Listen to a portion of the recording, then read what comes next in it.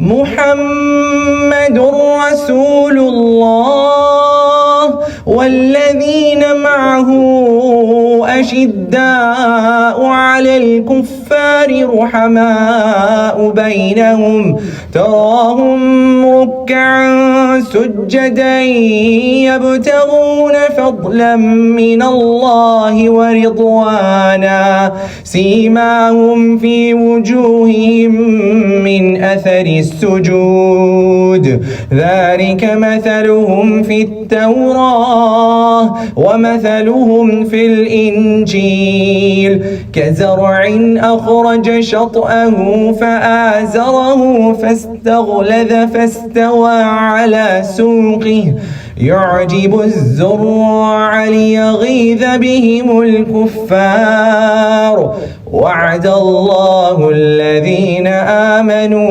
وعملوا الصالحات منهم مغفرة وأجرا عظيما. السلام علیکم ورحمۃ اللہ وبرکاتہ. وعلیکم السلام ورحمۃ اللہ وبرکاتہ. اعوذ باللہ من الشیطان الرجیم. بسم اللہ الرحمن الرحیم. رب اشرح لی صدری ویسر لی امری واحلل عقدۃ من لسانی یفقہوا قولی. ربنا زدنا علما اللہم فقہنا فی الدین. ربی یسر ولا تعسر وتمم بالخیر. الحمدللہ عشر مبشرہ صحابہ کرام رضی اللہ تعالیٰ عنہم مجمعین کا جو سلسلہ ہم نے شروع کیا ہے اس میں آج ہم عبد الرحمن بن عوف رضی اللہ تعالیٰ عنہ کے بارے میں پڑھیں گے، جن کے بارے میں رسول اکرم صلی اللہ علیہ وسلم نے فرمایا عبد الرحمن بن عوف اہل زمین میں بھی امین ہیں اور اہل آسمان میں بھی. اسی طرح آپ صلی اللہ علیہ وسلم نے ان کے بارے میں فرمایا دنیا میں بھی میرے دوست ہیں، عبد الرحمن دنیا میں بھی میرے دوست ہیں اور آخرت میں بھی. تو ظاہر ہے ان اقوال سے جو کہ رسول اکرم صلی اللہ علیہ وسلم کے اقوال ہیں کہ ان کی کیا حیثیت تھی اور کتنا زبردست فضیلت والا درجہ تھا کہ ان کی تعریف آپ صلی اللہ علیہ وسلم نے خود فرمائی. تو انشاءاللہ ان کے بارے میں آج ہم کچھ مختصراً پڑھیں گے. حضرت عبد الرحمن بن عوف رضی اللہ تعالیٰ عنہ قریش کے قبیلہ بنی زہرہ میں سے تھے. فاتح ایران حضرت سعد بن ابی وقاص رضی اللہ تعالیٰ عنہ کا تعلق بھی اسی قبیلے سے تھا. خود حضور صلی اللہ علیہ وسلم کی والدہ ماجدہ بھی اسی قبیلے سے تھیں. حضرت عبد الرحمن کی والدہ کا نام شفا تھا. والدہ کی طرف سے ان کا نسب 5ویں پشت میں اور باپ کی طرف سے 6ٹھی پشت میں جناب رسالت مآب صلی اللہ علیہ وسلم سے مل جاتا ہے. ان کی والدہ نے حضور صلی اللہ علیہ وسلم کی ولادت باسعادت کے موقع پر دایا کی خدمات انجام دی تھیں اور سب سے پہلے انہی نے رسول صلی اللہ علیہ وسلم کو اپنے ہاتھوں میں لیا تھا، جو ایک بہت بڑا شرف اور امتیاز ہے. وہ بھی مسلمان ہوئیں اور مدینہ ہجرت کی. قبیلہ بنو زہرہ اگرچہ قریش کی طرف سے جنگ بدر میں شریک ہوا تھا لیکن اس نے کسی مسلمان کو قتل نہیں کیا اور ان کی تلواریں مسلمانوں کے خون سے آلودہ نہیں ہوئیں. اسلام لانے سے پہلے حضرت عبد الرحمن بن عوف کا نام عبد الکعبہ یا عبد عمر تھا. حضور صلی اللہ علیہ وسلم نے اسے بدل کر عبد الرحمن رکھا اور کنیت ابو محمد. حضرت عبد الرحمن بن عوف عام الفیل یعنی جس سال میں مکے پر ابرہہ کا حملہ ہوا تھا جس کا تذکرہ سورۃ الفیل میں ملتا ہے، اس کے 10 سال بعد 581 عیسوی میں پیدا ہوئے. حضور اکرم صلی اللہ علیہ وسلم سے 10 سال تقریباً چھوٹے تھے. حضرت عبد الرحمن بن عوف رسول بعثت نبوی کے وقت 30 سال کے تھے اور ایک کامیاب تاجر تھے. آپ کے والد عوف کا پیشہ بھی تجارت تھا اور وہ ایک تجارتی سفر کے دوران میں ہی مارے گئے تھے. حضرت عبد الرحمن کی طبیعت میں فطری سلامت روی اور پرہیزگاری تھی. انہوں نے کبھی شراب نہیں پی. اہل مکہ کی دوسری اخلاقی برائیوں سے بھی وہ ہمیشہ دور رہے. ابتدائی سے انہوں نے صالح زندگی کی طرف اپنی زندگی کا سفر جاری رکھا. حضرت ابوبکر صدیق رضی اللہ تعالیٰ عنہ کی کوشش سے انہوں نے راہ ہدایت پائی اور اسلام کے السابقون الاولون میں شمار ہوئے۔ وہ اور حضرت ابو عبیدہ رضی اللہ تعالیٰ عنہ بن الجراح ایک ہی دن اسلام لائے۔ ابن سعد کے مطابق رسول اکرم صلی اللہ علیہ وسلم نے ابھی دار ارقم کو مرکز دعوت و تبلیغ نہیں بنایا تھا، یعنی جس وقت یہ لوگ اسلام لائے اس وقت۔ بعض نے آپ کو چھٹا مسلمان لکھا ہے، بعض نے 13واں۔ عبد الرحمن کے اسلام لانے پر حضور اکرم صلی اللہ علیہ وسلم کے چہرے پر خوشی کے آثار ظاہر ہوئے اور آپ صلی اللہ علیہ وسلم نے فرمایا کہ میں ایک ایسا چہرہ دیکھتا ہوں جس کو دیکھ کر نیکی کی امید بنتی ہے۔ اسلام لانے کے بعد حضرت عبد الرحمن اکثر حضور صلی اللہ علیہ وسلم کی صحبت میں رہنے لگے۔ دوسرے مسلمانوں کی طرح انہیں بھی مشرکین مکہ کی طرف سے سختیوں کا سامنا کرنا پڑا۔ حضرت عبد الرحمن بن عوف نے بعض دوسرے مسلمانوں کی طرح مشرکین مکہ کے مظالم سے تنگ آ کر رسول اکرم صلی اللہ علیہ وسلم کی اجازت سے حبشہ کی جانب ہجرت کی، اور ان کے ساتھ اس وقت 10 مرد اور 4 عورتیں تھیں، جن میں حضرت عثمان رضی اللہ تعالیٰ عنہ بن عفان، حضرت ابو حذیفہ، حضرت زبیر بن العوام، حضرت ابو سلمہ، حضرت مصعب بن عمیر اور اس طرح کے جو اکابر صحابہ کرام تھے وہ شامل تھے رضی اللہ عنہم اجمعین۔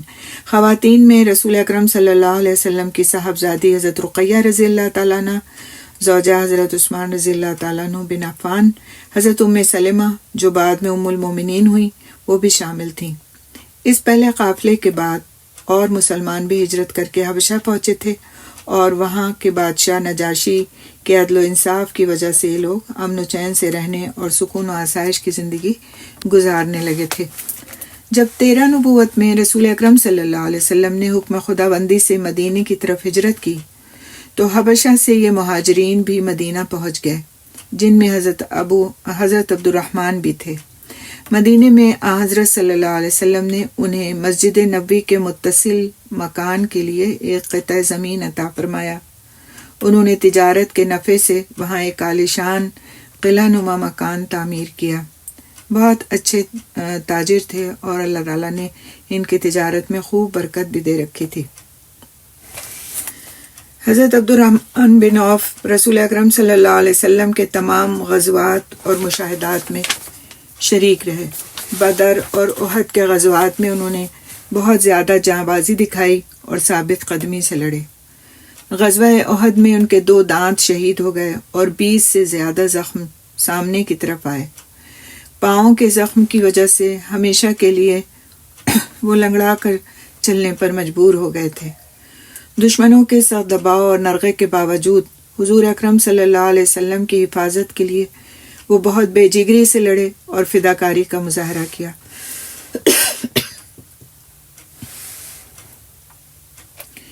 وہ ان مٹھی پر صحابہ میں سے تھے جو حضور اکرم صلی اللہ علیہ وسلم کے ساتھ آخر دم تک ثابت قدم رہے۔ نہ صرف غزوہ خندق، غزوہ خیبر، بیعت رضوان، فتح مکہ، غزوہ حنین، غزوہ طائف، سفر تبوک اور حجۃ الوداع میں حضور صلی اللہ علیہ وسلم کے ساتھ رہے، بلکہ کوئی چھوٹا موٹا سفر اور غزوہ بھی ایسا نہیں تھا جس میں حضور صلی اللہ علیہ وسلم تشریف لے گئے ہوں اور عبد الرحمن پیچھے رہ گئے ہوں۔ دومت الجندل کی خصوصی مہم کا ذکر بہت ہی اہم ہے، جو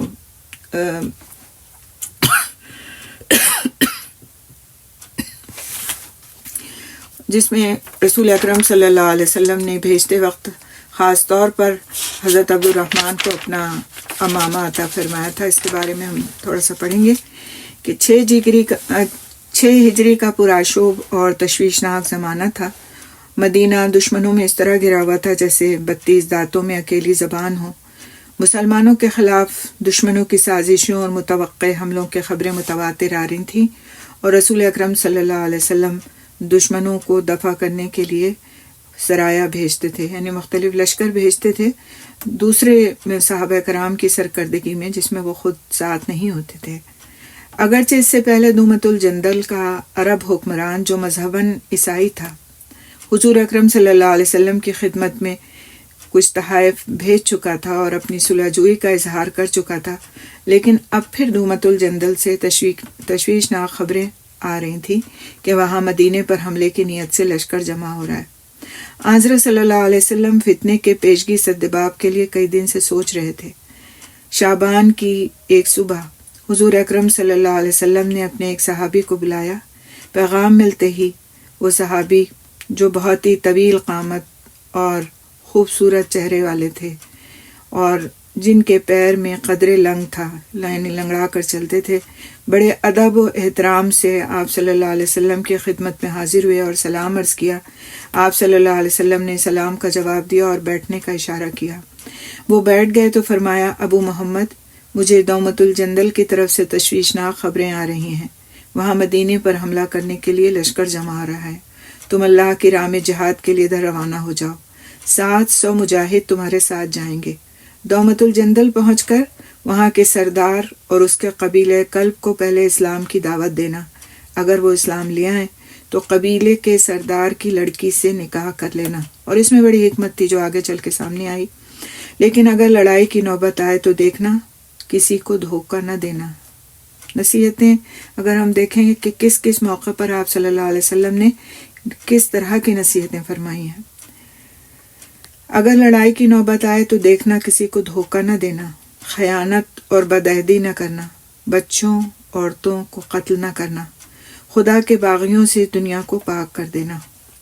اگلی صبح کو وہ صحابی ہتھیار لگائے، امامہ باندھے، خدمت نبی صلی اللہ علیہ وسلم میں حاضر ہوئے۔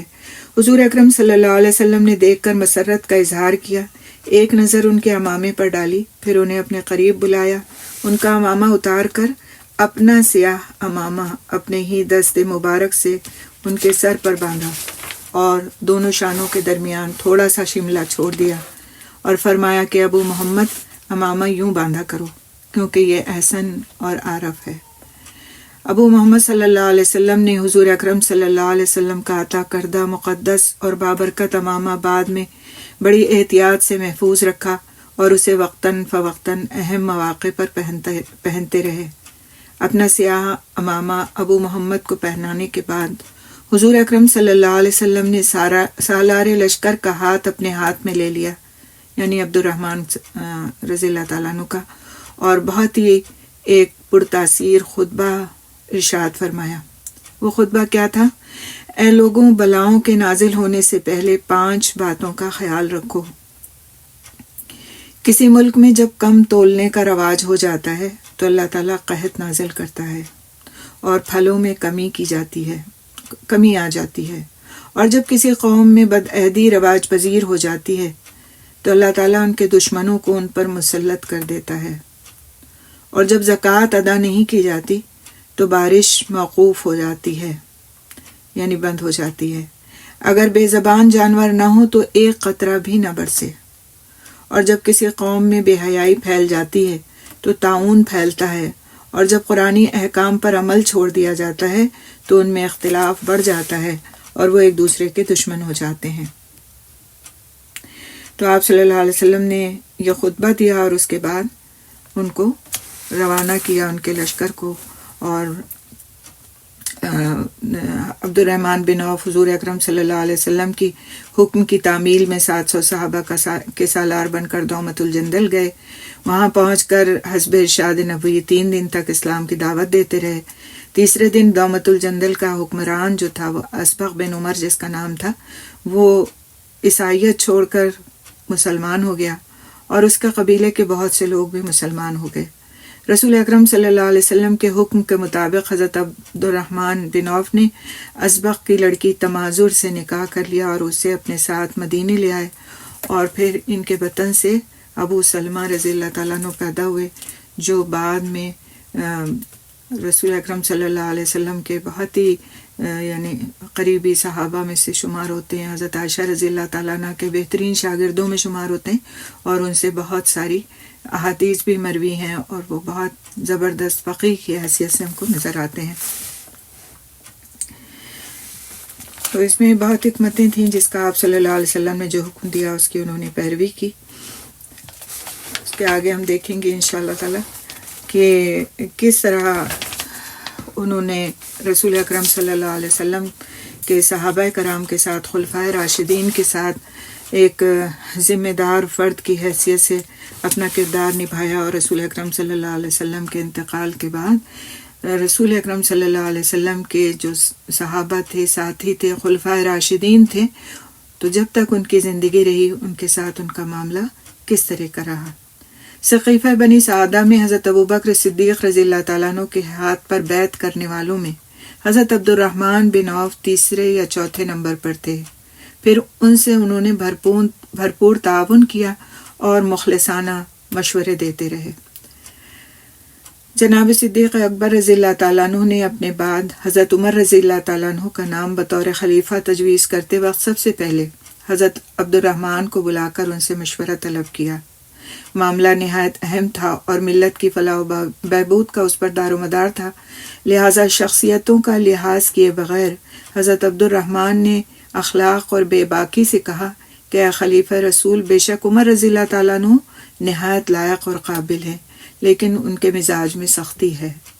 حضرت ابوبکر رضی اللہ تعالیٰ عنہ نے جواب دیا کہ عمر کی سختی میری نرمی کی وجہ سے تھی، جب خلافت کا بوجھ خود ان کے سر پر آ پڑے گا تو وہ خود بخود نرم ہو جائیں گے۔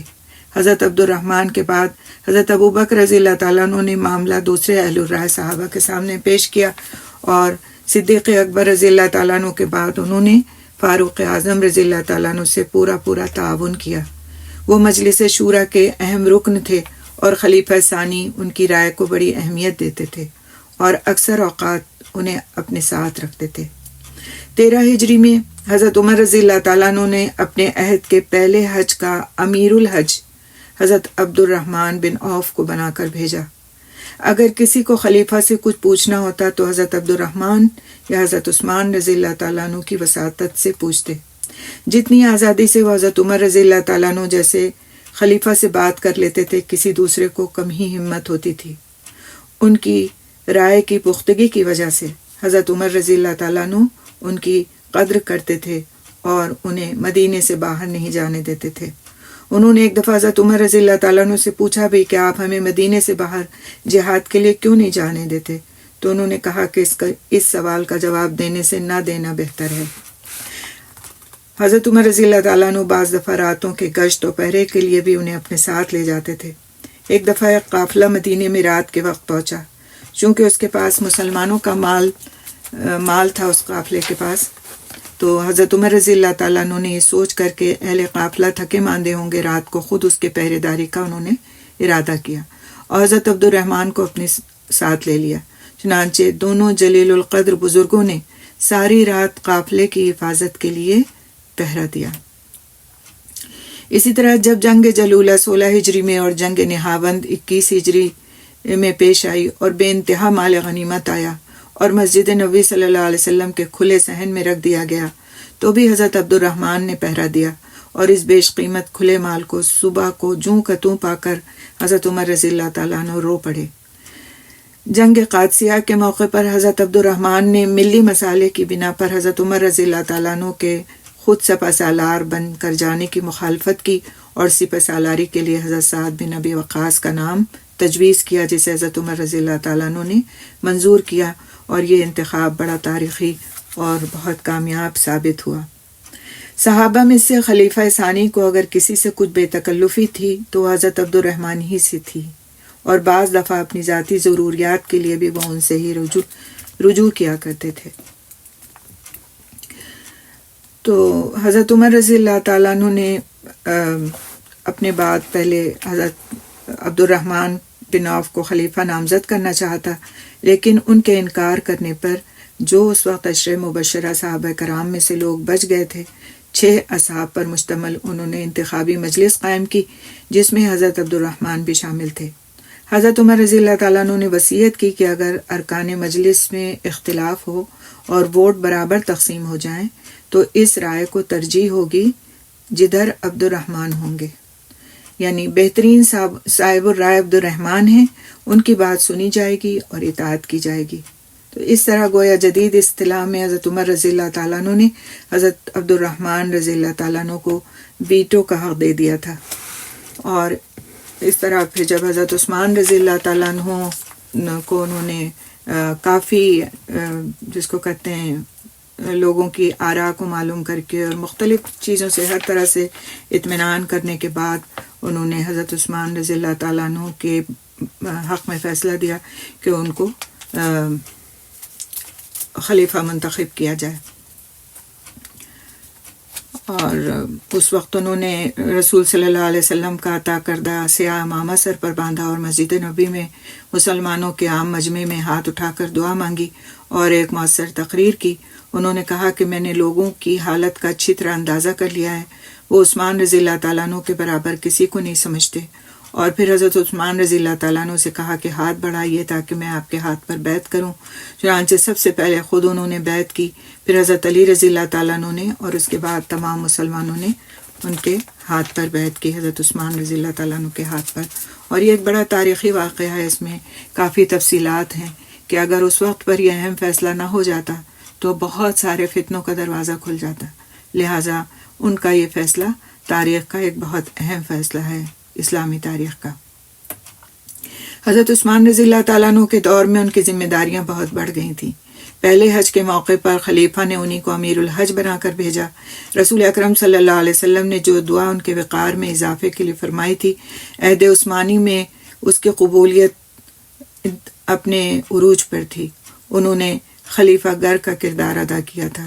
لوگ خلیفہ سے زیادہ اپنی شکایات ان کے پاس لے کر آتے اور وہ ان کے تدارک کے لیے خلیفہ کو مشورہ دیتے، یا ممکن ہوتا تو خود اس کا تدارک کر دیتے. اپنی تجارتی، خانگی اور دیگر مصروفیات میں سے وہ دینی اور ملی معاملات کے لیے وقت نکالتے اور تکلیف برداشت کرتے، چونکہ محسوس کرتے تھے کہ حضرت عثمان رضی اللہ تعالیٰ عنہ کے حق میں خلافت کا فیصلہ دے کر انہوں نے ایک بھاری ذمہ داری اپنے سر لے لی ہے. عہد عثمانی میں بھی افتاء کی خدمت آپ کے ذمہ رہی، یعنی فتویٰ دینے کی جو ذمہ داری تھی اس کی وہ آپ کے ہی ذمہ رہی. اور یہ ذمہ داری افتاء کی یعنی فتویٰ دینے کی، اس کا شرف ان کو نبی صلی اللہ علیہ وسلم کے زمانے سے حاصل تھا کہ فتویٰ دینے کی ان کو اجازت تھی. تو اس طرح حضرت عبد الرحمن بن عوف کا ہم کو کردار نظر آتا ہے کہ انہوں نے اسلامی تاریخ میں ایک، نہ صرف ان کے جو ہم ابھی مناقب اور فضائل پڑھیں گے، اس کے علاوہ انہوں نے تاریخ میں ایک ایسی تاریخ رقم کی کہ جس کو ہمیشہ یاد رکھا جانا چاہیے اور جس سے ہمیں بہت زیادہ سبق ملتے ہیں کہ کس طرح ایک ایسے شخص نے جو خود ایک بہت کامیاب تاجر تھا لیکن اس کے باوجود ان ذمہ داریوں کو محسوس کیا، ان ذمہ داریوں کو ادا کیا جو اس دور کے لیے ضروری تھیں.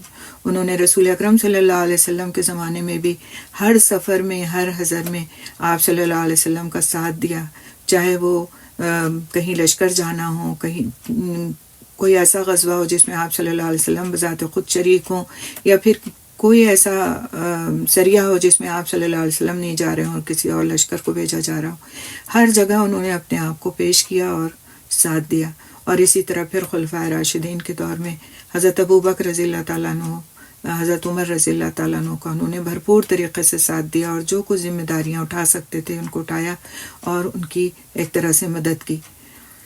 اور حضرت عثمان رضی اللہ تعالیٰ عنہ کی خلافت کے قائم ہونے میں سب سے پہل کہ انہوں نے، حالانکہ وہ خود اس کمیٹی میں شامل تھے، اگر وہ چاہتے تو لوگ ان کے بہت زیادہ موافقت میں تھے، وہ خود اس عہدے کو اپنے لیے رکھ سکتے تھے اور لوگ بھی ان سے متفق ہو جاتے، لیکن انہوں نے بہت ہی حکمت کے ساتھ حضرت عثمان رضی اللہ تعالیٰ عنہ کے حق میں فیصلہ کیا اور پھر اس طرح حضرت عثمان رضی اللہ تعالیٰ عنہ کے خلافت میں بھی وہ ان کے قدم بقدم ساتھ رہے.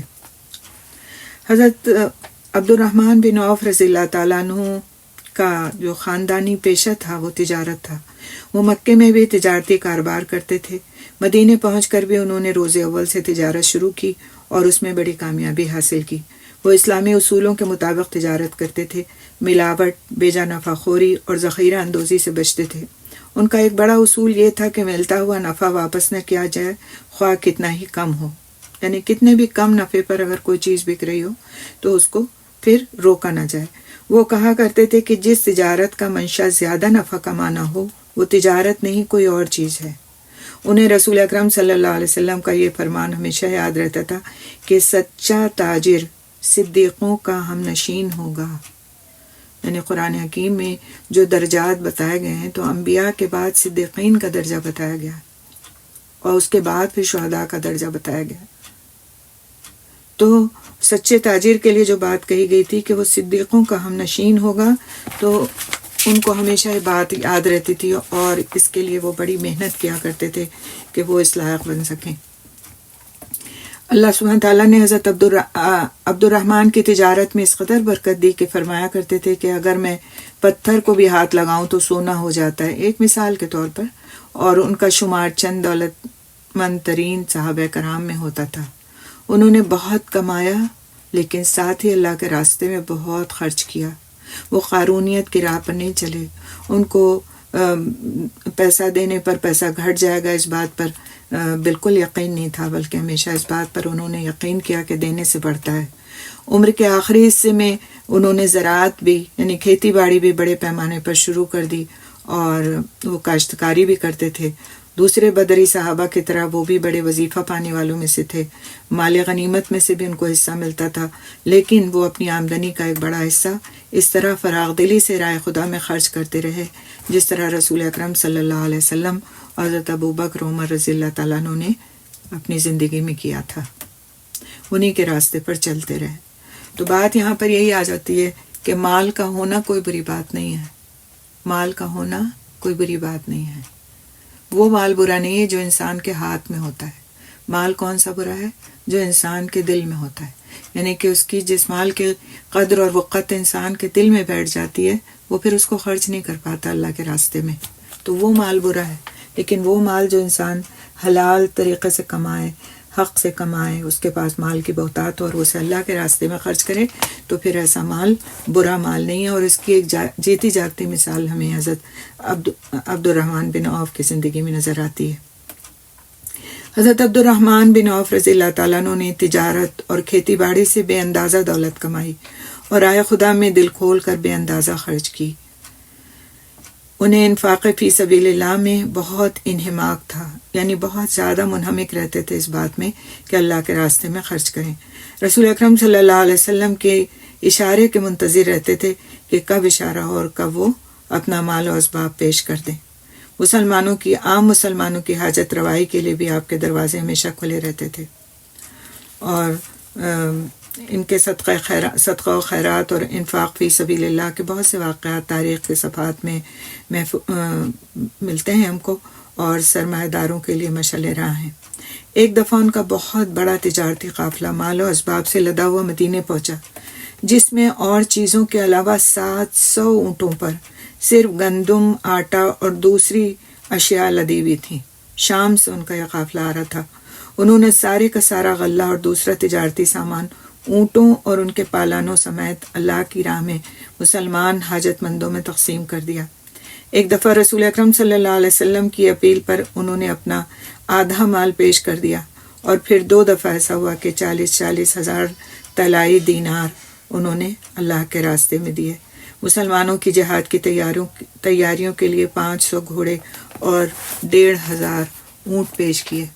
ایک دفعہ جناب رسالت مآب صلی اللہ علیہ وسلم نے ان سے فرمایا کہ اے ابو محمد، تم مالدار اور صاحب ثروت ہو. ان سے خود فرمایا آپ صلی اللہ علیہ وسلم نے، لیکن یہ ہے کہ انہوں نے ان کو مطلب ان کی کوئی برائی اس معاملے میں نہیں فرمائی، کیونکہ وہ اللہ کے راستے میں اپنے مال کو صرف کیا کرتے تھے. عہد نبوی کے بعد ایک دفعہ حضرت ابن عوف رضی اللہ تعالیٰ عنہ کے 500 اونٹ غلہ اور دوسرے بہترین مال تجارت سے لدے ہوئے آئے اور وہ سب کے سب اللہ کے راستے میں صدقہ کر دیے گئے. ایک دفعہ ایک زمین کا ٹکڑا حضرت عثمان رضی اللہ تعالیٰ عنہ کے ہاتھ انہوں نے 40,000 دینار میں بیچا اور ساری کی ساری رقم راہ خدا میں تقسیم کر دی. اس فیاضی اور سخاوت کے باوجود وہ انتہائی متفکر رہتے تھے کہ کہیں کثرت مال آخرت میں نقصان کا باعث نہ بن جائے. ملی امور میں دل کھول کر وہ خرچ کرتے تھے. اس کے علاوہ اپنے قبیلے بنو زہرہ کے غرباء و مساکین کی مدد بالخصوص انہوں نے اپنے ذمے لے رکھی تھی اور بالعموم مدینے کے سبھی حاجت مندوں کی کفالت کرتے تھے. مدینے کی تقریباً 1/3 آبادی کو صلہ رحمی کے طور پر دیتے تھے اور 1/3 کے قرضے اپنے پاس سے ادا کرتے تھے، اور کچھ لوگوں کو ان کی ضرورت کے لیے قرض حسنہ دیتے تھے، لیکن کیا مجال کہ کبھی اظہار اور نمائش کی دانستہ انہوں نے کوئی کوشش کی ہو۔ علامہ نبوی رحمۃ اللہ علیہ نے تہذیب الاسماء میں لکھا ہے کہ آپ خدا کی راہ میں بہت خرچ کرنے والے تھے۔ اسی طرح القول المختار کا مصنف بھی اعتراف کرتا ہے کہ آپ بہت زیادہ صدقہ کرنے والے تھے۔ سبحان اللہ، میں سوچ رہی تھی کہ کتنا زیادہ یہ ایک کوئنسیڈنٹ ہے کہ ہم انفاق کے بارے میں آیات پڑھ رہے ہیں۔ قرآن میں بھی سورہ بقرہ کی میں جو انفاق کی آیات ہیں کل ہم نے پڑھی، اور اسی طرح سے مختلف اوقات میں ادھر کچھ لیسنس سے جو ہمارا تفسیر کا ہوتا ہے اس میں ہم انفاق کی آیات کے بارے میں پڑھیں، اللہ کے راستے میں خرچ کرنے کی اہمیت کے بارے میں پڑھیں، اور آج ہم نے ایک ایسے صحابی کے بارے میں پڑھنا شروع کیا ہے جو اللہ سبحانہ تعالیٰ کے راستے میں بہت زیادہ خرچ کرنے والے تھے۔ اور اس سے یہ بات بہت اچھی طرح سمجھ میں آتی ہے کہ مال کا کمانا، تجارت کرنا، دنیاوی چیزیں حاصل کرنا، اللہ کی نظر میں اس میں کوئی برائی نہیں ہے اگر وہ حق حلال طریقے پر ہوں، اور پھر اس میں واقعی حقدار کو اس کا حق دیا جائے، اس کو اللہ کی راہ میں صرف کیا جائے، تو ایسی مالداری میں کوئی بری بات نہیں ہے۔ ہمارا کیا ایک نقطہ نظر ہوتا ہے کہ اگر کوئی شخص دیندار ہے تو مالدار نہیں ہو سکتا، یا اگر کوئی مالدار ہے تو پھر وہ دنیا ہی دار ہوگا، وہ دیندار نہیں ہو سکتا۔ تو یہ نقطہ نظر ہے، غلط نقطہ نظر ہے، کیونکہ ہمیں صحابہ کرام رضی اللہ تعالیٰ عنہم اجمعین میں ایسی مثالیں نظر آتی ہیں جن کو اللہ سبحانہ تعالیٰ نے اس دنیا کی دولت سے بے پناہ نواز رکھا تھا۔ وہ بہترین تاجر تھے، بہترین کاشتکار تھے، زراعت کرتے تھے، اور اس طرح سے ان کے پاس مال غنیمت بھی بہت آتا تھا کیونکہ وہ ہر غزوے میں شرکت کرتے تھے اور بہت کچھ ہوتا تھا ان کے پاس، لیکن اس کے باوجود ان کے جو صرف کرنے کا جو انفاق کا ایک جذبہ تھا ان کے اندر، تو وہ اللہ کے راستے میں اس کو لٹاتے تھے، یعنی لٹرلی دیتے نہیں تھے بلکہ لٹاتے تھے، کیونکہ اتنا کچھ دے دینا اسی شخص کا کام ہے کہ جس کے دل میں واقعی اس بات کی تڑپ ہو اور محبت ہو کہ یہ سب کچھ اس راستے سے بہتر کہیں خرچ کرنا نہیں ہے جو اللہ کا راستہ ہے۔ وہی شخص اس کام کو کر سکتا ہے کہ وہ اللہ کے راستے میں اپنے بارے میں سوچے بغیر خرچ کر دے۔ دیکھیں گے ہم کہ انہوں نے ترکہ کیا چھوڑا اور اس کے بارے میں وصیت کیا کی۔ حضرت عبد الرحمن اللہ تعالیٰ کی راہ میں خرچ کرنے کا کوئی موقع ہاتھ سے جانے نہیں دیتے تھے، اور جتنا خرچ کرتے تھے اللہ سبحانہ تعالیٰ ان کو اس سے کہیں زیادہ عطا فرما دیتا تھا۔ وفات کے وقت 26.5 لاکھ دینار انہوں نے چھوڑے، 1000 اونٹ، 100 گھوڑے، 3000 بکریاں اور اراضی، اور اس کے علاوہ تھیں۔ سونے کی اتنی بڑی مقدار تھی کہ اسے کلہاڑیوں سے کاٹنا پڑا۔ 4 بیویوں میں سے ہر ایک کے حصے میں 80,000 درہم آئے، اور باقی ترکے میں حسب ذیل خصوصی وصیت انہوں نے فرمائی۔ اور ان کی وصیت ہم دیکھیں گے، 100 بدری صحابی جو اس وقت زندہ تھے ان میں سے انہوں نے کہا کہ ہر ایک کو 400 دینار دیے جائیں، یعنی کل 40,000 دینار کس میں بانٹے جائیں؟ جو بدری صحابی تھے، جنہوں نے بدر کی جنگ میں حصہ لیا تھا۔ پھر اسی طرح انہوں نے وصیت کی کہ 50,000 دینار غربا اور مساکین میں تقسیم کیے جائیں، اور دینار یہ سونے کا سکہ ہوتا تھا جس کو ہم گنی کہتے ہیں۔ اسی طرح 1000 اونٹ فی سبیل اللہ دیے جائیں، ایک باغ جس کی مالیت 4 لاکھ درہم تھی وہ امہات المومنین کے لیے انہوں نے چھوڑا کہ اس کو امہات المومنین کے درمیان تقسیم کیا جائے۔ سبحان اللہ، اس طرح انہوں نے اپنے مال کے بارے میں وصیت فرمائی کہ کس طرح اس کو اللہ کے راستے میں خرچ کیا جائے اور کس طرح امہات المومنین کی سہولتوں کے لیے خرچ کیا جائے۔ رسول اکرم صلی اللہ علیہ وسلم نے اپنی ازواج مطہرات سے فرمایا تھا کہ میرے بعد جو شخص تمہاری حفاظت اور خبرگیری کرے گا وہ نہایت صادق اور نیکوکار ہوگا۔ حضور صلی اللہ علیہ وسلم کے وصال کے بعد یہ خدمت حضرت عبد الرحمن بن عوف رضی اللہ تعالیٰ عنہ نے اپنے ذمے لے لی۔ وہ حج اور عمرے کے سفر میں امہات المومنین کے ساتھ جاتے، سواری، پردہ اور دوسری ضروریات کا سارا انتظام کرتے۔ جہاں امہات المومنین کا پڑاؤ ہوتا خود اس کی حفاظت کرتے اور کسی کو قریب نہ آنے دیتے۔ اس کے علاوہ وہ وقتاً فوقتاً ان کو ہدیے اور تحائف بھیجتے رہتے، مختلف مواقع پر بڑی بڑی رقمیں پیش کرتے۔ ایک دفعہ ایک جائیداد انہوں نے پیش کی جو 40,000 دینار میں فروخت ہوئی، اور ایک دوسرے موقع پر 4 لاکھ درہم بھیجے۔ وفات کے وقت بھی اپنے ترکے میں سے امہات المومنین کے لیے ایک باغ کی وصیت کی جو 4 لاکھ میں فروخت ہوا، اور رقم امہات المومنین نے آپس میں تقسیم کر لی۔ حضرت عائشہ صدیقہ رضی اللہ تعالیٰ عنہ فرمایا کرتی تھیں کہ اللہ عبد الرحمن کو جنت کے چشمہ سلسبیل سے سیراب فرمائے۔ کتنی خوبصورت دعا دیتی تھی ان کو، اور ان کا عمل کیا تھا کہ کس طرح رسول اکرم صلی اللہ علیہ وسلم کے بعد وہ امہات المومنین کی ٹیک کیئر کیا کرتے تھے، ان کے اخراجات کی، ان کے سفر کی، اور اسی طرح سے وہ ان کو مختلف موقعوں پر ہدیہ بھیجنے کی، ہر چیز کی ان کی ایک الگ ہی ہمیں صورت نظر آتی ہے کہ انہوں نے اس معاملے میں کتنا اہتمام کیا ہوا تھا۔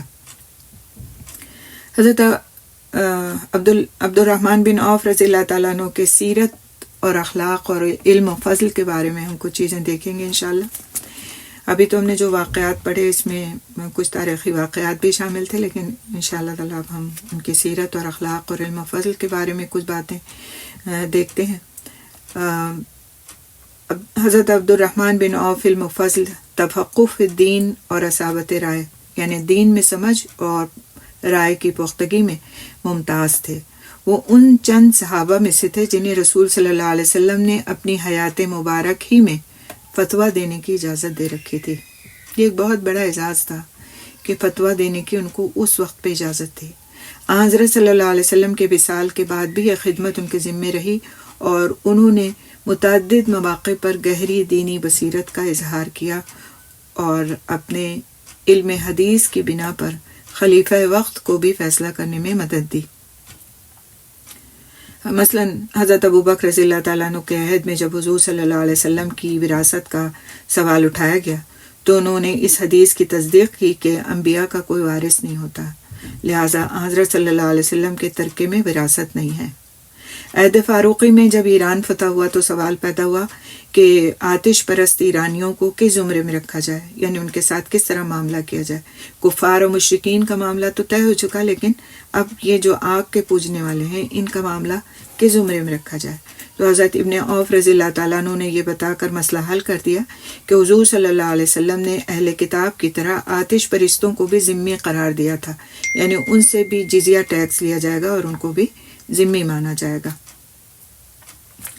اور اسی طرح جب طاعون امواس کا قصہ پیش آیا تھا، یعنی جس کو طاعون امواس کہا جاتا ہے، طاعون پھیل گیا تھا، تو اس موقع پر انہوں نے حضرت عمر رضی اللہ تعالیٰ عنہ کو بتایا کہ میں نے رسول صلی اللہ علیہ وسلم سے سنا ہے کہ جہاں طاعون ہو وہاں نہ جاؤ، اور اگر وہاں پہلے سے موجود ہو تو وہاں سے نہ نکلو۔ تو حضرت عبد الرحمن بن عوف ایک سنجیدہ اور باوقار شخصیت کے مالک تھے۔ اللہ نے انہیں دینی اور دنیاوی معاملات میں بصیرت اور دور اندیشی سے بہرہ افروز فرمایا تھا۔ تدبر اور دیانت اور امانت میں وہ سربراہ تھے۔ خدا حضرت صلی اللہ علیہ وسلم نے فرمایا کہ عبد الرحمن اہل زمین میں بھی امین ہیں اور اہل آسمان میں بھی، نیز یہ کہ سچے، مخلص، پاک نفس اور صابر ہیں۔ مزید یہ کہ آپ صلی اللہ علیہ وسلم کے بعد جو شخص امہات المومنین کی خبر گیری کرے گا وہ صادق اور نیکوکار ہوگا۔ حضور اکرم صلی اللہ علیہ وسلم نے ان کے حق میں دعا فرمائی کہ اے اللہ عبد الرحمن کو وقار عطا فرما، اور یہ بھی کہ اے اللہ عبد الرحمن کو جنت کے چشمہ سلسبیل سے سیراب فرما۔ سبحان اللہ، یہ ان دعاؤں کے حقدار وہ کس طرح بنے، آپ ان کے کردار کو دیکھیں اور ان کا رسول اکرم صلی اللہ علیہ وسلم کے ساتھ جو تعلق تھا اس کو دیکھیں تو ہمیں سمجھ میں آتا ہے کہ یہ دعائیں پھر ایسے ہی لوگ حاصل کر سکتے ہیں۔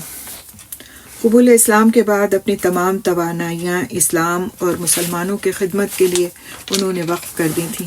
عشر مبشرہ میں ابو بکر عمر رضی اللہ تعالیٰ عنہ جیسے ماہرین حکمت و حکومت بھی تھے، علی، طلحہ اور زبیر جیسے سرفروش مجاہد اور جنگ آزما ہیرو بھی، اور ابو عبیدہ بن الجراح اور سعد بن ابی وقاص جیسے سپہ سالار بھی، لیکن حضرت ابو بکر رضی اللہ تعالیٰ عنہ اور عمر رضی اللہ تعالیٰ عنہ کے بعد تدبر، اصابت رائے اور دور اندیشی میں حضرت عبد الرحمن سب سے نمایاں نظر آتے ہیں۔ بارہا نازک مواقع پر انہوں نے بہت ہی تدبیر کے ساتھ میں ان معاملات کو حل فرمایا۔ حضور اکرم صلی اللہ علیہ وسلم کے اور خلفاء کے زمانے میں جو خدمت بھی انہیں دی گئی، جو خدمت بھی انہیں تفویض کی گئی، انہوں نے خوش دلی، دور اندیشی، ایثار اور دیانتداری سے اس کو انجام دیا۔ خدمت کے بدلے کبھی عظمت کی تمنا نہیں کی، کبھی انہوں نے کسی عہدے کی تمنا نہیں کی، وہ مناصب سے دور بھاگتے رہے۔ فاروق اعظم حضرت عثمان رضی اللہ تعالیٰ عنہ نے انہیں خلیفہ نامزد کرنا چاہا، مگر وہ صاف کترا گئے۔ تاہم انہوں نے پس منظر میں رہتے ہوئے بھی بہت اہم کردار ادا کیا۔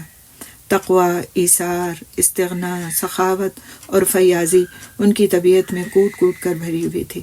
اللہ سبحانہ تعالیٰ نے ظاہری اور باطنی غنا سے نوازا تھا۔ کثرت مال سے وہ بہت ہی خوفزدہ رہتے تھے اور پریشان ہو جاتے تھے۔ ہمیشہ بے لوثی اور غیر جانبداری سے اسلام اور مسلمانوں کی خدمات سر انجام دیتے تھے۔ تفرقہ بازی سے ہمیشہ دور رہے۔ آپ کے آزاد کردہ غلاموں کی تعداد ہزاروں تک پہنچتی ہے۔ ایک ایک دن میں 30 غلام آزاد کرتے تھے، جبکہ ایک معمولی غلام کی قیمت بھی 1,500 سے کم نہیں ہوتی تھی۔ اپنے غلاموں کے ساتھ حسن سلوک سے پیش آتے، انہیں وہی کھلاتے پلاتے جو خود کھاتے پیتے، اور غلاموں کی موجودگی کے باوجود اپنا کام اپنے ہاتھ سے کر لیا کرتے تھے۔ اس کے علاوہ عبادات میں بھی بہت زیادہ منہمک رہتے، نماز بڑے خشوع و خضوع سے پڑھتے، نوافل کی کثرت کرتے۔ کم سے کم 8 حجوں میں ان کے موجود ہونے کا ذکر تاریخ میں ملتا ہے۔ نفلی روزے بہت کثرت سے رکھتے تھے۔ انہوں نے حضرت عبد الرحمن بن عوف رضی اللہ تعالیٰ عنہ کو ابو الحیاج کا نام آتا ہے، انہوں نے حضرت عبد الرحمن بن عوف کو بیت اللہ کا طواف کرتے ہوئے دیکھا کہ وہ زبان سے کہتے جا رہے تھے، الہی مجھے نفس کے بخل سے بچا لو، الہی مجھے نفس کے بخل سے بچا لے۔ کفر کی حالت میں بھی انہوں نے کبھی شراب نہیں پی، زندگی کی مباح لذتوں سے اپنا حصہ لیتے تھے۔ وہ دراصل ایک دولت مند درویش تھے۔ قرآن مجید کی تلاوت کرتے وقت ان پر ایک خاص کیفیت طاری ہو جاتی، رونگٹے کھڑے ہو جاتے اور وہ موت کو یاد کر کے بہت زیادہ رویا کرتے تھے۔ رسول اکرم صلی اللہ علیہ وسلم سے ان کی محبت کا یہ عالم تھا کہ حد الوسع کسی بھی موقع پر آپ صلی اللہ علیہ وسلم سے جدا ہونا پسند نہیں کرتے تھے۔ مدینے میں ایک دفعہ ایک تجارتی قافلہ لدا پھندا ایسے وقت پر پہنچا کہ آپ صلی اللہ علیہ وسلم جمعے کا خطبہ دے رہے تھے۔ شہر میں اشیاء ضرورت، خصوصاً کھانے پینے کی اشیاء کی قلت تھی، اس لیے اونٹوں کی آوازیں اور ان کی گھنٹیوں اور ساربانوں کا شور سن کر بہت سے لوگ حضور صلی اللہ علیہ وسلم کو خطبے میں کھڑا چھوڑ کر قافلے کی طرف دوڑ گئے تاکہ ضروری سامان کی خریداری سے محروم نہ رہ جائیں۔ صرف چند صحابہ حضور صلی اللہ علیہ وسلم کے ساتھ مسجد میں رہ گئے، جن میں حضرت عبد الرحمن بھی تھے۔ حالانکہ تجارتی قافلہ انہی کا تھا، لیکن وہ کسی اشتیاق یا تشویش کا اظہار کیے بغیر دل جمعی اور اطمینان سے رسول اکرم صلی اللہ علیہ وسلم کا خطبہ سنتے رہے۔ حضرت عبد الرحمن اکثر سفر و حضر میں حضور صلی اللہ علیہ وسلم کے ساتھ رہتے تھے۔ اگر حضور صلی اللہ علیہ وسلم کہیں باہر تشریف لے جاتے تو آپ صلی اللہ علیہ وسلم کے پیچھے پیچھے ہو لیتے۔ سیرت الصحابہ کے مصنف نے مسند احمد کے حوالے سے لکھا ہے کہ ایک دفعہ حضرت صلی اللہ علیہ وسلم اپنے حجرے سے باہر تشریف لائے اور کھجوروں کے باغ میں جا کر سرے بسجدہ ہو گئے۔ یعنی آپ صلی اللہ علیہ وسلم گھر سے باہر تشریف لا کر ایک کھجوروں کا باغ تھا، اس میں جا کر سجدہ آپ نے فرمایا اور دیر تک اسی عالم میں رہے۔ حضرت عبد الرحمن حسب معمول آپ صلی اللہ علیہ وسلم کے پیچھے پیچھے چلے آئے تھے۔ سجدے کی طوالت سے انہیں اندیشہ ہوا کہ شاید رسول صلی اللہ علیہ وسلم کی روح اطہر پرواز کر گئی ہے، اس لیے گھبراہٹ کے عالم میں حضور صلی اللہ علیہ وسلم کے سر کے قریب ہوئے۔ آپ صلی اللہ علیہ وسلم نے سر مبارک اٹھا کر فرمایا کہ عبد الرحمن کیا بات ہے؟ انہوں نے اپنی گھبراہٹ بیان کی تو رسول اکرم صلی اللہ علیہ وسلم نے فرمایا کہ عبد الرحمن، جبرائیل نے آ کر مجھے بشارت دی کہ جو مجھ پر درود بھیجے گا اللہ اس پر درود بھیجے گا، اور جو مجھ پر سلام بھیجے گا اللہ اس پر سلام بھیجے گا۔ پس میرا یہ طویل سجدہ اپنے مولا کے حضور سجدہ شکر تھا۔ ابن عساکر سے روایت ہے کہ ایک دفعہ حضور اکرم صلی اللہ علیہ وسلم اپنی صاحبزادی حضرت سیدۃ النساء فاطمۃ الزہرا رضی اللہ تعالیٰ عنہا کے ہاں تشریف لے گئے۔ گھر میں چولہا ٹھنڈا پڑا ہوا تھا، کھانے پکانے اور کھانے کی کوئی آثار نہیں تھے۔ معلوم ہوا کہ گھر میں فاقہ ہے۔ سرور کائنات صلی اللہ علیہ وسلم نے اپنے عالی قدر نواسوں حضرت حسن اور حضرت حسین رضی اللہ تعالیٰ عنہم کو بھوک سے بلکتے دیکھا۔ تھوڑی دیر میں حضرت ابو عبد الرحمن بن عوف اپنے گھر سے سالن اور روٹی لے آئے، جسے کھا کر حضرات حسنین خوشی سے کھیلنے کودنے لگے۔ حضور اکرم صلی اللہ علیہ وسلم نے عبد الرحمن کو دعا دی کہ اللہ تمہارے دنیاوی امور کی کفالت کرے، آخرت کا میں ضامن ہوں۔ کتنی خوبصورت دعائیں ان کو رسول صلی اللہ علیہ وسلم سے مل رہی ہیں۔ اسی طرح ایک موقع پر حضور صلی اللہ علیہ وسلم نے فرمایا کہ اے عبد الرحمن، دنیا اور آخرت دونوں میں تم میرے دوست ہو۔ حضرت صلی اللہ علیہ وسلم کی زندگی میں حضرت عبد الرحمن کو سوتے جاگتے آپ صلی اللہ علیہ وسلم کا ہی خیال رہتا تھا، اور کوشش کرتے تھے کہ زیادہ سے زیادہ وقت آپ صلی اللہ علیہ وسلم کی بابرکت صحبت میں گزاریں۔ راتوں کو نیند اور بستر سے الگ ہو کر آپ صلی اللہ علیہ وسلم کی خیریت دریافت کرنے کے لیے نکل پڑتے کہ مبادہ حضور صلی اللہ علیہ وسلم کو کسی جانب سے اچانک کوئی تکلیف نہ پہنچ جائے۔ حضور صلی اللہ علیہ وسلم بھی ان کے اخلاص، محبت، صدق و صفات، تقوی اور پاک دامنی، جانثاری اور انفاق فی سبیل اللہ سے بہت زیادہ متاثر تھے اور اکثر انہیں دعائیں دیتے تھے۔ حضور اکرم صلی اللہ علیہ وسلم کے انتقال کے بعد آپ صلی اللہ علیہ وسلم کو یاد کر کے وہ بہت زیادہ مغموم رہتے تھے۔ اپنی دولت و ثروت کے مقابلے میں آپ صلی اللہ علیہ وسلم کی فقر و فاقے کی زندگی کو یاد کر کے رویا کرتے۔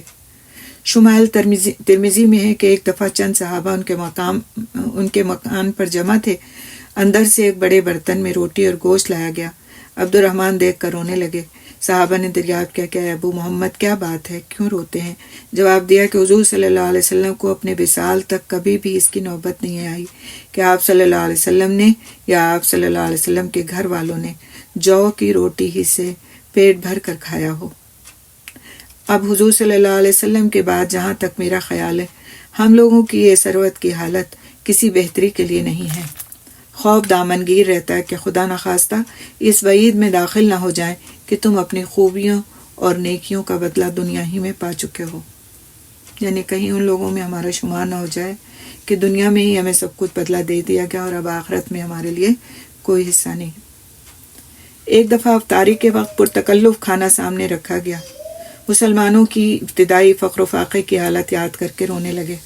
فرمایا مصعب بن عمیر رضی اللہ تعالیٰ عنہ مجھ سے اچھے تھے کہ شہید ہوئے تو کفن کے لیے صرف ایک چادر تھی، جس سے سر ڈھانپتے تو پاؤں ننگے ہو جاتے اور پاؤں ڈھانپتے تو سر کھل جاتا۔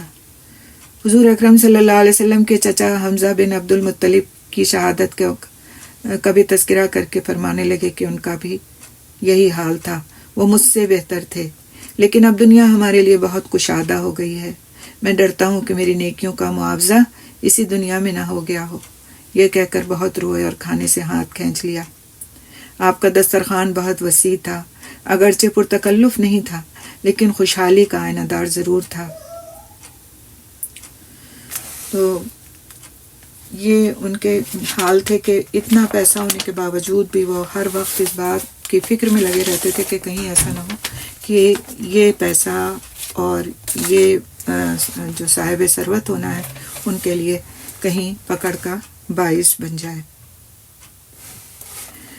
حضرت عبد الرحمن بن عوف روایت حدیث میں بڑی احتیاط سے کام لیتے تھے۔ یہی وجہ ہے کہ رسول اکرم صلی اللہ علیہ وسلم کی خدمت میں اکثر حاضر رہنے کے باوجود ان سے صرف 65 احادیث مروی ہیں، صرف 65 احادیث۔ عشر مبشرے والی حدیث بھی آپ نے روایت کی ہے، جو یہ ہے کہ رسول اکرم صلی اللہ علیہ وسلم نے فرمایا کہ ابو بکر جنت میں ہے، عمر جنت میں ہے، عثمان جنت میں ہے، علی جنت میں ہے، طلحہ جنت میں ہے، زبیر جنت میں ہے، عبد الرحمن بن عوف جنت میں ہے، ابو عبیدہ جنت میں ہے، سعید بن زید جنت میں ہے، سعد بن ابی وقاص جنت میں ہے۔ اور یہ مسند احمد اور مسند احمد وغیرہ کی میں یہ روایت ملتی ہے۔ صحیح بخاری میں حضرت سعید بن زید نے سے بھی عشر مبشرے والی جو حدیث ہے وہ مروی ہے، جس میں انہوں نے ازراہ انکسار اپنا نام نہیں لیا ہے، صرف اشارہ کیا ہے۔ تو کچھ اور احادیث بھی ہیں جو ان سے مروی ہیں، جن کو ہم انشاءاللہ تعالیٰ دیکھیں گے، جو بہت اہم احادیث اکثر ہم کتابوں میں پڑھتے بھی ہیں، لیکن ہمارے ذہن میں بات کلیئر نہیں ہوتی کہ کس صحابی سے یا احادیث مروی ہیں۔ تو آج ان کا ہم چونکہ تذکرہ بھی پڑھ رہے ہیں تو انشاءاللہ تعالیٰ کچھ احادیث جو بہت ہی اہم بھی ہیں اور جو اکثر ہمیں حدیث کی کتابوں میں یا واقعات میں یا سیرہ میں پڑھتے ہوئے ملتی ہیں، ان کو ہم دیکھیں گے انشاءاللہ تعالیٰ۔ ترجمہ صرف ہے اس کا۔ ایک حدیث ان سے جو مروی ہے وہ یہ ہے کہ عالم کو عابد پر 70 درجہ فضیلت حاصل ہے۔ ہر درجے کی پستی و بلندی میں وہی فرق ہے جو آسمان اور زمین کی پستی و بلندی میں ہے۔ یعنی ایک عالم کی فضیلت اس میں اس حدیث سے ثابت ہوتی ہے کہ ایک عالم کو عابد پر 70 درجے فضیلت حاصل ہے، اور ہر درجے میں کتنا فرق ہے؟ جیسے آسمان اور زمین کا فرق۔ اسی طرح سے ایک اور حدیث ان سے مروی ہے جس کا ترجمہ ہے، تھوڑی سی سمجھ اور تھوڑا سا مسائل کا علم بہت سی عبادت سے بہتر ہے۔ تمہارے بہترین اعمال وہ ہیں جو آسان اور سہل ہیں، یعنی جن پر مواظبت ہو سکے، یعنی کہ جن پر تم استقامت حاصل کر سکو، جس پر تم مستقلاً ان کو کر سکو۔ ایسا نہ ہو کہ اتنے مشکل اعمال ہوں کہ جن پر تم قائم نہ رہ سکو۔ اسی طرح ایک اور حدیث ہے ان سے مروی، رسول اکرم صلی اللہ علیہ وسلم نے فرمایا کہ 3 چیزیں ہیں، میں اس ذات کی قسم کھا کر کہتا ہوں جس کے قبضے میں میری جان ہے، کہ صدقہ سے مال کبھی کم نہیں ہوتا، اس لیے تم صدقہ کرو۔ دوسرا، کوئی بندہ کسی کے ظلم و زیادتی کو صرف خدا کی خوشنودی کے لیے معاف نہیں کرتا، مگر خدا اس کو بہت بلند کرتا اور بڑھاتا ہے۔ یعنی اگر کوئی اللہ سبحانہ تعالیٰ کی خوشنودی کے لیے کسی کو معاف کرتا ہے اور کسی غرض سے نہیں بلکہ اللہ کو خوش کرنے کے لیے معاف کر دیتا ہے، تو اللہ سبحانہ تعالیٰ اس کو بہت بلند کرتا ہے اور بڑھاتا ہے۔ تیسرا، کوئی بندہ دست سوال دراز نہیں کرتا مگر اس پر تنگ دستی اور فقر و احتیاج کا دروازہ کھول دیا جاتا ہے۔ یعنی دست سوال دراز کرنا اللہ سبحانہ تعالیٰ کے بجائے بندوں کے سامنے، وہ پھر اس پر تنگ دستی اور فقر کا دروازہ کھول دیتا ہے، یعنی وہ مزید اور پھر اسی میں مبتلا ہوتا چلا جاتا ہے۔ اسی طرح سے ایک اور حدیث کا ترجمہ ہے کہ جب عورت اپنی 5 وقتہ نمازیں پڑھ لے اور رمضان کے روزے رکھ لے اور اپنے شوہر کے خاص حقوق کی نگہداشت کر لے اور اس کے احکام کی تعمیل کر لے، تو اس سے کہا جائے گا کہ جنت کے جس دروازے سے چاہے اس میں داخل ہو جائے، جنت کے جس دروازے سے چاہے اس میں داخل ہو جائے۔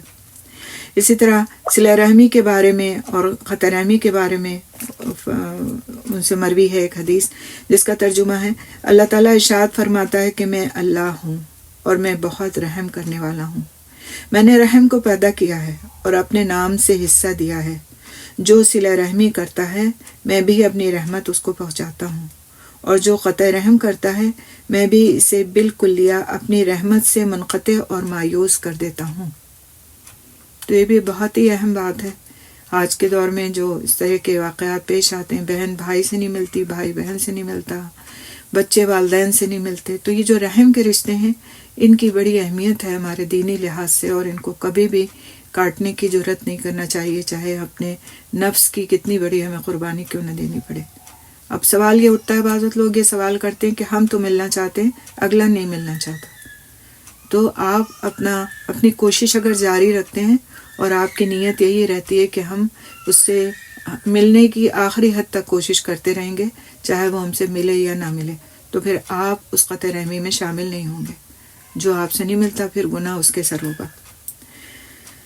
اسی طرح مریض کی عیادت کے بارے میں ان سے ایک حدیث مروی ہے کہ جس نے مریض کی عیادت کی وہ بیٹھنے تک خدا کی رحمت میں داخل ہوتا ہے، اور جب بیٹھ جاتا ہے تو رحمت اسے چاروں طرف سے ڈھانپ لیتی ہے۔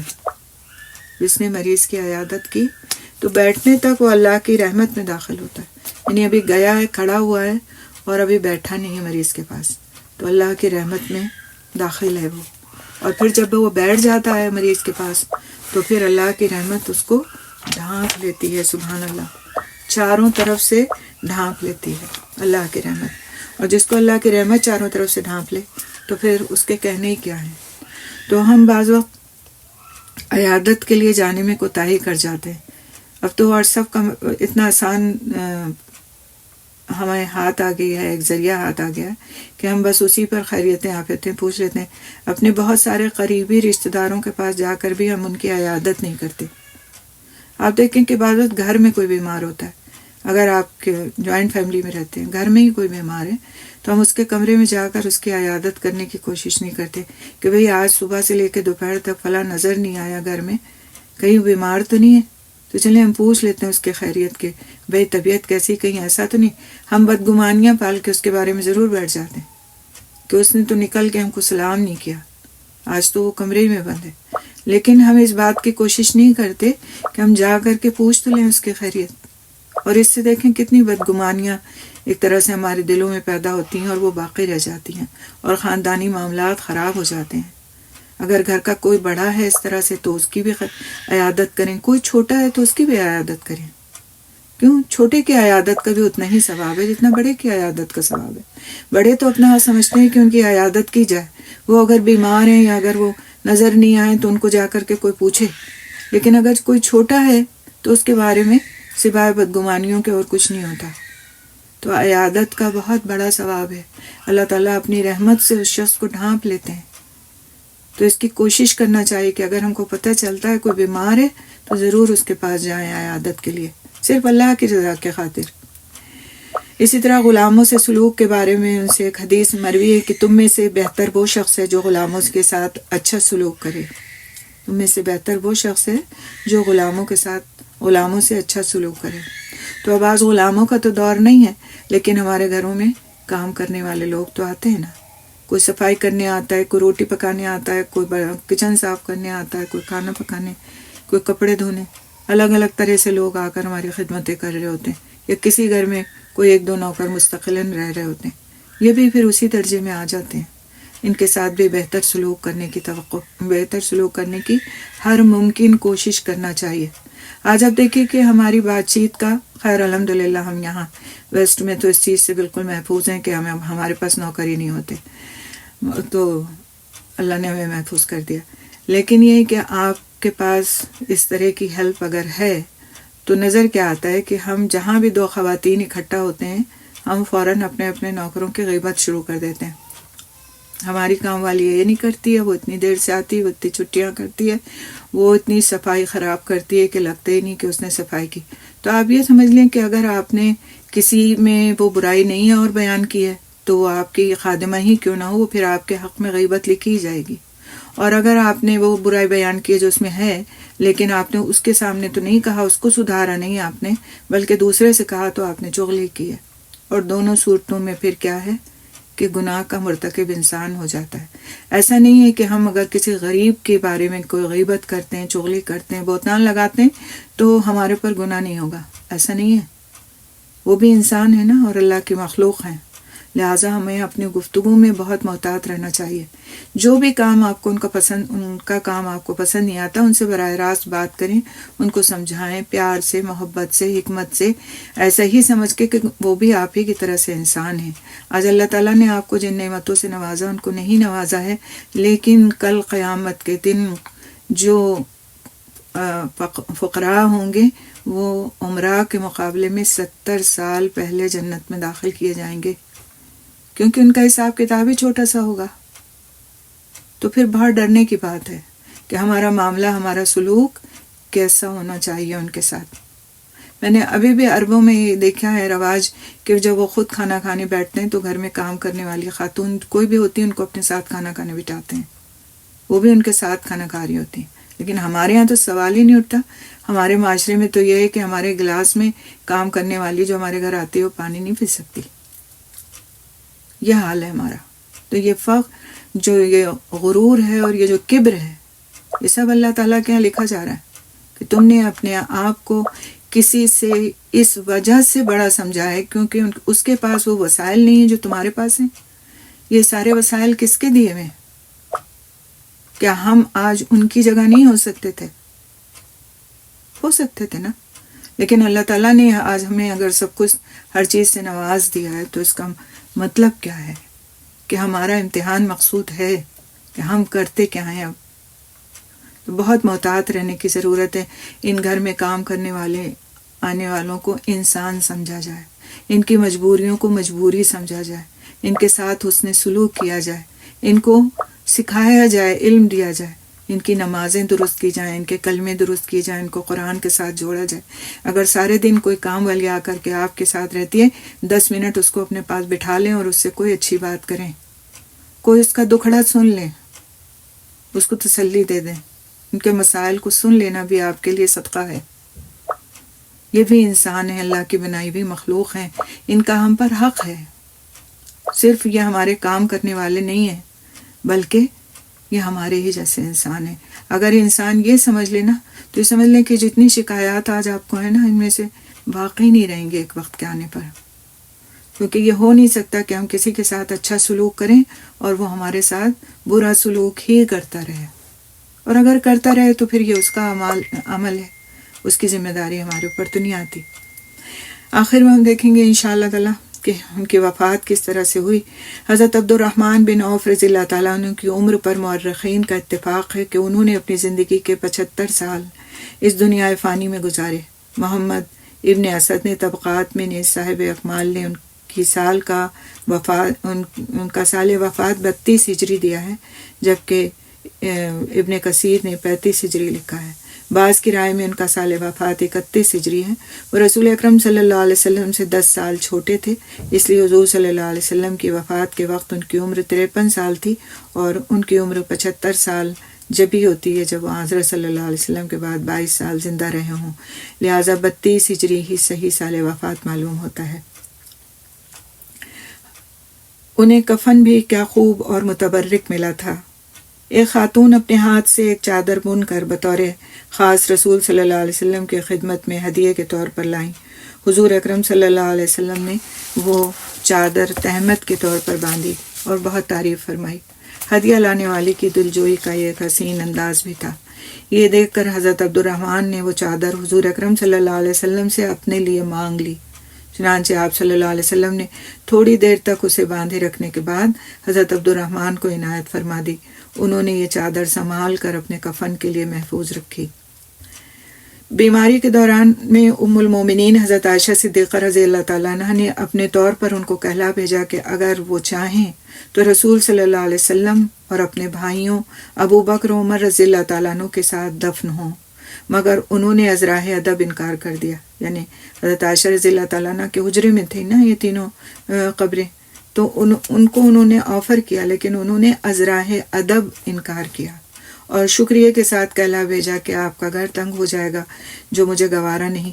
نیز مجھ میں اور عثمان بن مظعون رضی اللہ تعالیٰ عنہ میں یہ قول و قرار تھا کہ ہم میں سے جو بعد میں وفات پائے وہ پہلے وفات پانے والے کے پہلو میں دفن ہو، لہٰذا مجھے انہی کے پہلو میں دفن کیا جائے۔ چنانچہ ان کی وصیت کی تعمیل کی گئی۔ خلیفہ وقت حضرت عثمان رضی اللہ تعالیٰ عنہ نے ان کی نماز جنازہ پڑھائی اور جنت البقیع میں حضرت عثمان بن مظعون رضی اللہ تعالیٰ عنہ کے پہلو میں دفن کیے گئے۔ سلطان ان کی وفات پر حضرت عائشہ صدیقہ رضی اللہ تعالیٰ عنہ نے کہلا بھیجا کہ جنازہ میرے گھر کے سامنے سے لے جایا جائے۔ چنانچہ آپ کے خواہش کے احترام میں ایسا ہی کیا گیا اور آپ نے ان پر نماز جنازہ پڑھی۔ حضرت سعد بن ابی وقاص جنازہ اٹھانے والوں میں شامل تھے اور کہتے جاتے تھے کہ واجب لاہ، یعنی افسوس کے پہاڑ جیسا عظیم انسان چل بسا۔ تو یہ تھے حضرت عبد الرحمن بن عوف اور ان کی زندگی کے کچھ واقعات، اور جس میں سب سے زیادہ جو چیز ہمیں متاثر کرتی ہے وہ یہ کہ وہ ایک امیر انسان ہونے کے باوجود اللہ سبحانہ تعالیٰ کے راستے سے غافل نہیں تھے، اور اس میں بھرپور طریقے سے تعاون بھی فرماتے تھے اور بھرپور طریقے سے اللہ تعالیٰ کے بندوں کی بھی مدد فرماتے تھے، امہات المومنین کی بھی مدد فرماتے تھے، ان کا خیال بھی رکھتے تھے، اور انہوں نے ایک ایسی زندگی گزاری جو 75 سال کی تو ضرور تھی، لیکن اس کا ایک ایک لمحہ اللہ تعالیٰ کی یاد سے بندھا ہوا تھا اور اس کے راستے کے کاموں سے بندھا ہوا تھا۔